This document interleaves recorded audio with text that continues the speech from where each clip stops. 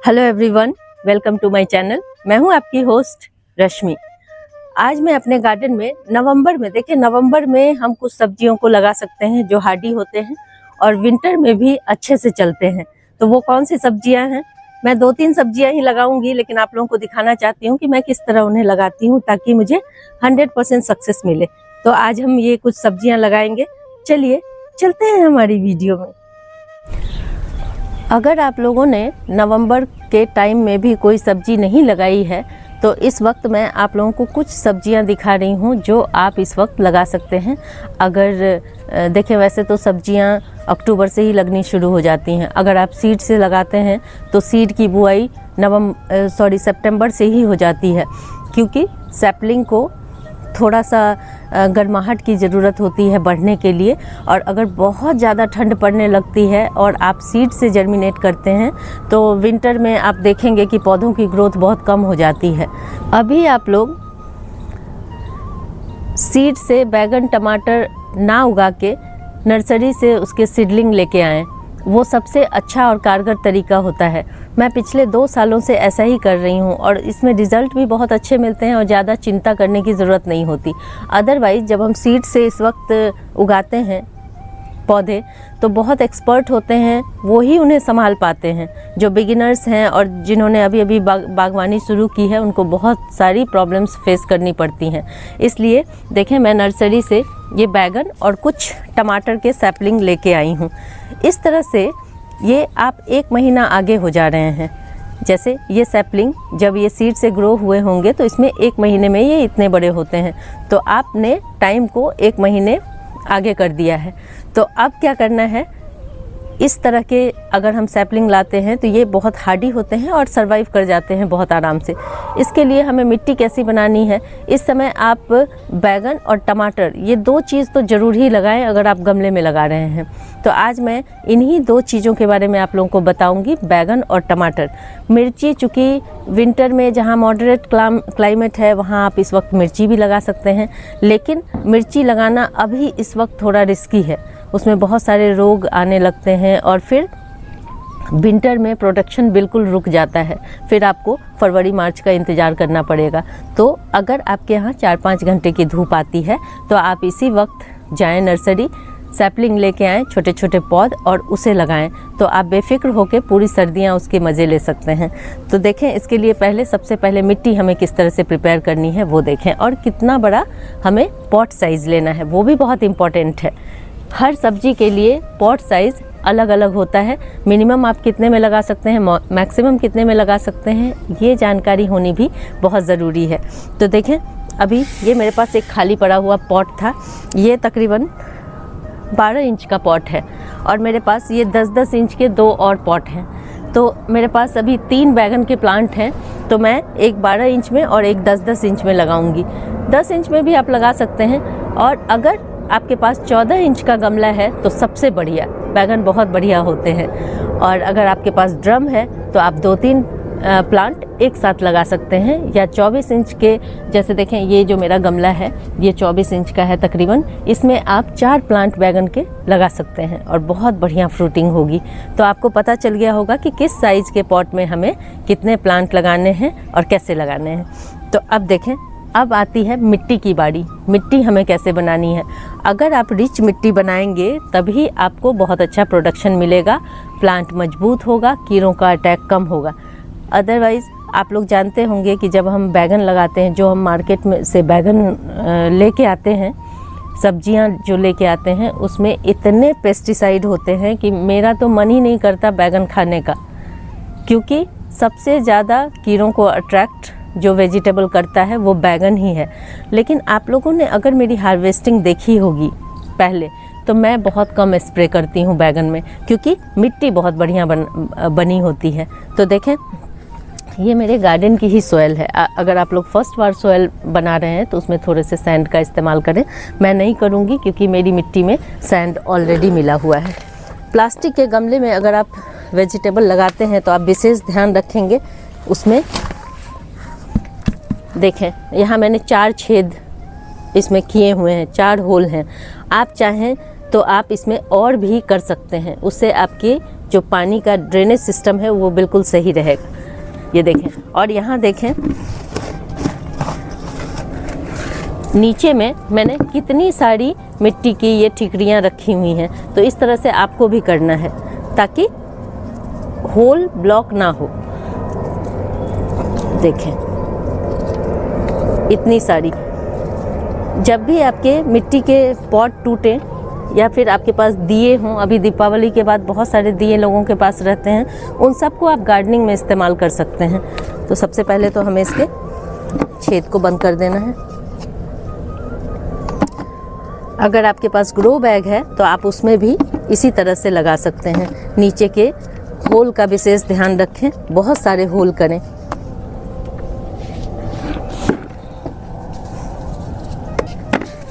अब देखें ये मेरे गार्डन की सॉइल है और इसमें कुछ कुछ मेरा किचन वेस्ट भी मिला हुआ है। ये देखें यहाँ पे अंडों के छिलके सफ़ेद सफ़ेद ये सब आपको दिख रहे होंगे। ये टाइम टू टाइम मैं अपने मिट्टी में ऐड करती रहती हूँ, जिससे मेरी मिट्टी की जो संरचना है वो आप देखेंगे आपको बहुत अच्छी दिखेगी। ये देखें कितना सुंदर और भुरभुरा। तो आप लोग भी अपने मिट्टी में टाइम टू टाइम जो किचन वेस्ट है वो सब ऐड करें, ऑर्गेनिक खाद ऐड करें, तो उससे आपकी भी मिट्टी ऐसी ही हो जाएगी और इस मिट्टी में प्रोडक्शन बहुत अच्छा होता है। देखें ये देखें आपको दिख रहा होगा इस मिट्टी में पत्ते हैं, अंडे के छिलके हैं, चाय की पत्तियां हैं। तो मेरी मिट्टी में ज़्यादा खाद डालने की ज़रूरत ही नहीं है। देखें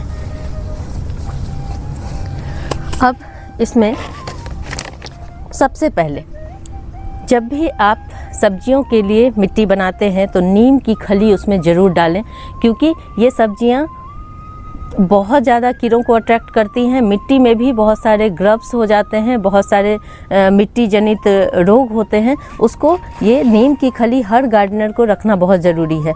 तो इसमें जैसे एक गमला है तो एक गमले में हम 1 मुट्ठी डालेंगे, बस ये सफिशिएंट है। और इसके बाद अभी चूँकि विंटर का टाइम आ रहा है इसलिए मैं फंगीसाइड का यूज़ स्पेशली सब्जियों में ज़रूर करती हूँ। मैं साफ फंगीसाइड का इस्तेमाल करती हूँ, आप लोग भी इसका इस्तेमाल कर सकते हैं। और ये बहुत कम मात्रा में, तकरीबन 5 ग्राम की मात्रा में हमें मिट्टी में मिला देनी है 1 गमले के लिए। बस ये अपना काम करेंगे और जितने भी फंगस से रिलेटेड रोग होंगे उससे आपके प्लांट को दूर रखेंगे। इसके बाद जिन लोगों के पास नीम खली नहीं है वो इस तरह से नीम की पत्तियां सुखा के, ये भी हर गार्डनर के पास होनी चाहिए। ये एक बहुत अच्छा जुगाड़ है मिट्टी को बढ़िया बनाने का। तो ये देखें मैं थोड़ी सी ये भी डाल देती हूँ, इसको क्रश करके सुखा के अपने पास रख लें। और नीम खली के चक्कर में आपको बहुत ज़्यादा भटकना नहीं पड़ेगा, ये एक उपाय आप कर सकते हैं। ये अब देखें, अब चूँकि जो वेजिटेबल्स हैं उसमें हमें बहुत सारे प्रोडक्शन लेने हैं तो उसके लिए न्यूट्रिशन भी बहुत बढ़िया चाहिए।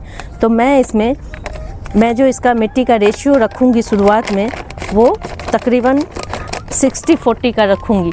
जैसे 60% अगर मेरी मिट्टी है तो 40% मैं इसमें काउडंग कंपोस्ट या वर्मी कंपोस्ट मिलाऊंगी। अंदाजे से डालें, बहुत ज़्यादा अगर 30% भी डालेंगे तो कोई दिक्कत नहीं है, लेकिन एक रेशियो होना बहुत ज़रूरी है जो सही हो।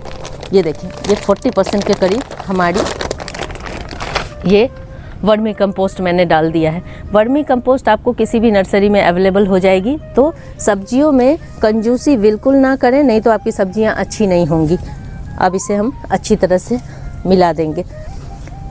जब हमारे बैगन में या टमाटर में फूल बनने लगे, फ्रूटिंग का टाइम आने लगे, उस वक्त हमें फिर से लिक्विड फर्टिलाइज़र डालना है। चाहे तो आप वर्मी कंपोस्ट का ही लिक्विड फर्टिलाइज़र बना लें, 2 दिन पानी में भिगो दें 2-4 मुट्ठी, उसके बाद इसमें डाल सकते हैं। इससे आपके पौधों की ग्रोथ बहुत अच्छी होगी।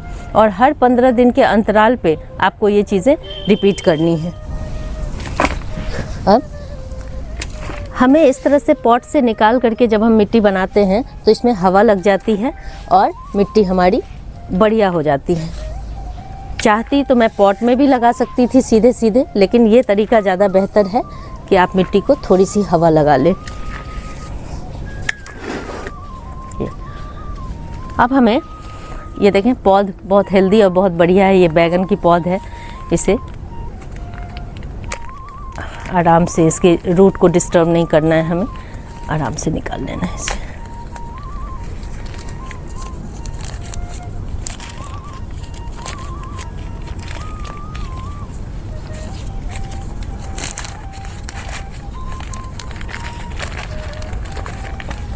देखें छोटी छोटी रूट इसकी बनी हुई है, बढ़िया। ये फाइब्रस बहुत नाजुक रूट होती हैं, इसलिए इसे हमें आराम से इस वक्त लगाना है। रूट टूट जाएंगी तो हमारे पौधे को नुकसान होगा। तो ये देखें, अच्छे से मिट्टी डाल देनी है इस पर। हमें अपने पौधे को बिल्कुल धूप में रखना है और खुली जगह में रखना है, ताकि इसे धूप और हवा दोनों अच्छे से मिल सके। और विंटर में एक और चीज़ का आपको ध्यान रखना है, पानी का बहुत अच्छी तरह ध्यान रखें। अगर आपने टमाटर और बैगन में पानी ज़्यादा डाल दिया तो फिर आपके जो प्लांट है वो ख़राब होने लगेंगे। इसलिए ध्यान रखें कि ऊपर की मिट्टी को बिल्कुल अच्छी तरह सूखने दें, फिर थॉरोली ऊपर से नीचे बहुत बढ़िया से वाटरिंग करें, ड्रेनेज सिस्टम से पानी निकल जाए, उसके बाद ही दोबारा पानी देंगे। ये अगर चीज़ आप ध्यान में रखेंगे तो आपका प्लांट पूरी सर्दियाँ ख़राब नहीं होगा। इसी तरह से सेम प्रोसीजर से मैंने टमाटर भी लगाए हैं। बैगन और टमाटर को आप 14 इंच के गमले में लगाएं तो बहुत बेटर है, लेकिन आप इस तरह से ग्रो बैग में भी लगा सकते हैं। इसे जितना मिट्टी का वॉल्यूम जितना ज़्यादा होगा, आपके जो प्रोडक्टिविटी होगी वो उतनी ही ज़्यादा होगी। ये मैंने देसी टमाटर के प्लांट इस बार लगाए हैं नर्सरी से लाके, और हाइब्रिड में देसी टमाटर थोड़ा सा डिजीज़ रेजिस्टेंट होते हैं और इनमें कम प्रॉब्लम आती है। जो हाइब्रिड हम लगाते हैं उसमें ज़्यादा देखरेख की ज़रूरत पड़ती है। तो मैं ऐसा उपाय अपनाती हूँ जिससे कि मुझे कम मेहनत में ज़्यादा प्रोडक्शन मिले। तो अगर आप लोगों को भी नर्सरी से देसी टमाटर मिलते हैं तो आप इसके सैपलिंग लेकर के ही लगाएं। मैंने यहाँ पे 2 प्लांट लगाए हैं और भी 2 प्लांट मैं लगा चुकी हूँ बड़े गमले में। और इस तरह से आपको मिट्टी प्रिपेयर करके अपने बैगन और टमाटर को लगाना है।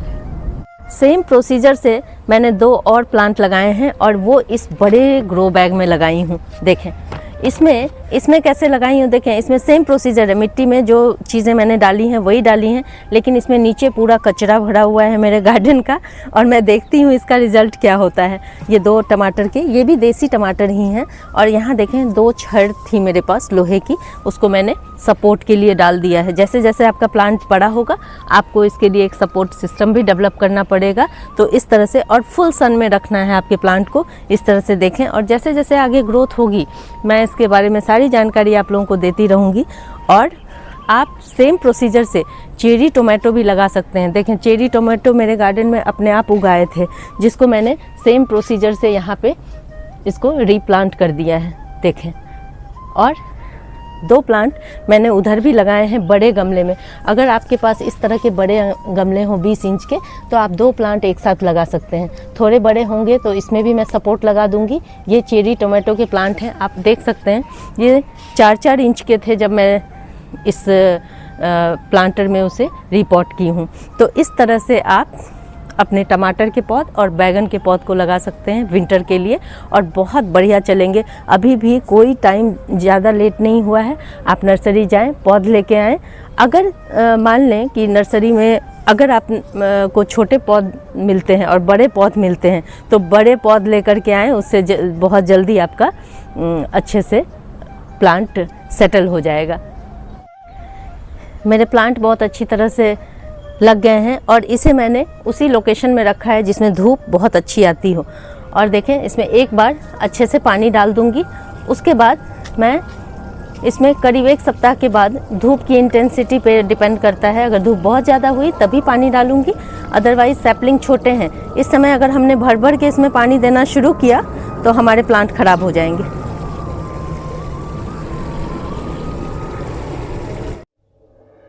अगर आप लोगों को मेरी ये वीडियो पसंद आती है तो प्लीज़ इसे लाइक, शेयर एंड सब्सक्राइब करना ना भूलें। बेल बटन को ज़रूर दबाएं। Live nature, love nature. Thank you.